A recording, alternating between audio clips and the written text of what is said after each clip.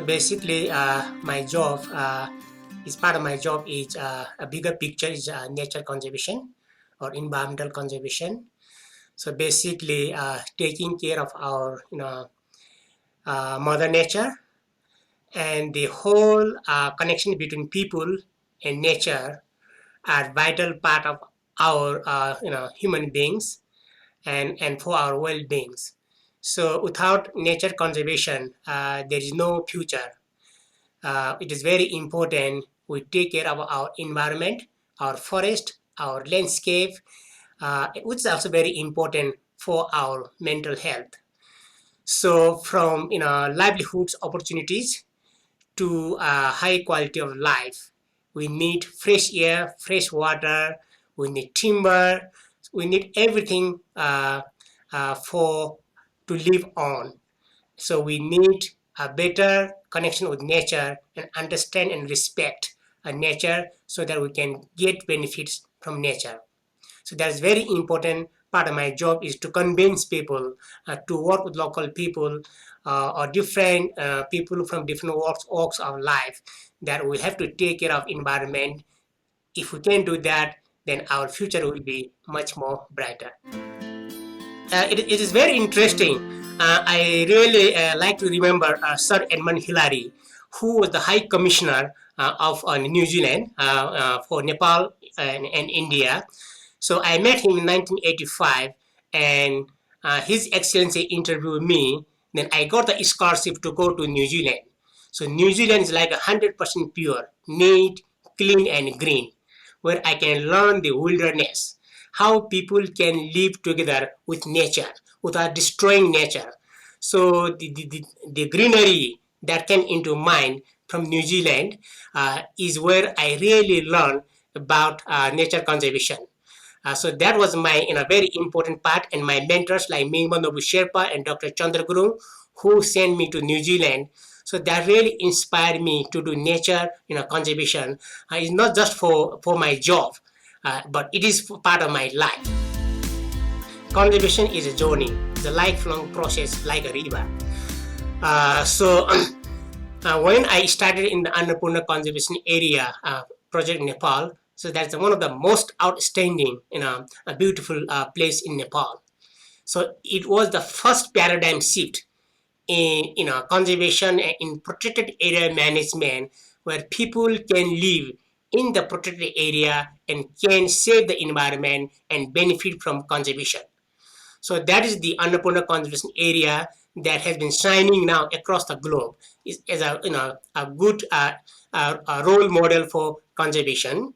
So as I walk and like in the tropical jungles in Southeast Asia, we engage people, and people are trying to accommodate nature and conservation part of their life. Thing is, we always can't talk about forest, trees, or tell them to save. We need to find alternative ways so that people can get the benefits, and we need to demonstrate if we can do nature conservation today, that will benefit our future generation tomorrow. So it's not only our working for ourselves, but also working for our future generation. So across the project countries in the Southeast Asia, supported by the European Union, led by Birdlife International. So we have been working with the local people, usually those who don't have much opportunities, but who have lots of potential and can harness their human potentials. So the ultimate goal is to improve the quality of life of the people. So the nature conservation is the tool that can bring some hope for our people. So that's how we have been able to achieve. And like there's a critical example is like forest loss. So like now we have created a forest loss dashboard. At the same time, we monitor. For example, remote sensing GIS brings signs. You can see from the sky, the status of the forest, but our people on the ground go and monitor what is there, what's happening there. So linking science with people is very important part of conservation, and people are benefiting. They can see the trend of the forest.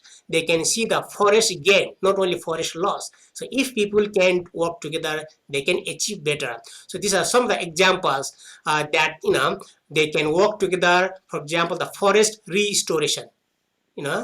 For conservation, the one management expert is do nothing. In nature, it will come itself, but we have to stop all the encroachment. So we need to enforce rules regulation with education, so that people can understand and they can take the ownership. I think there are three important things that the youth or anyone need can embrace. The first thing is hard work. Without hard work, nothing will happen. With hard work, with dedication and commitment, it's very important. The second, important aspect is teamwork. What we say, together, everyone achieve more. Of course, people are working hard, but they need to have a teamwork. They need to understand the team building process. They are not only themselves. So there are so many people, as I said before, different culture, different environment. So we need to learn to adapt, and to work together means it will benefit everyone. And the final important aspect, what I call is networking, like hard work, teamwork, and network. So networking is very important. Like environmental problems, there is no borders for environmental issues or conservation problems. So we have to learn to have that kind of teamwork. So that will help to build your network.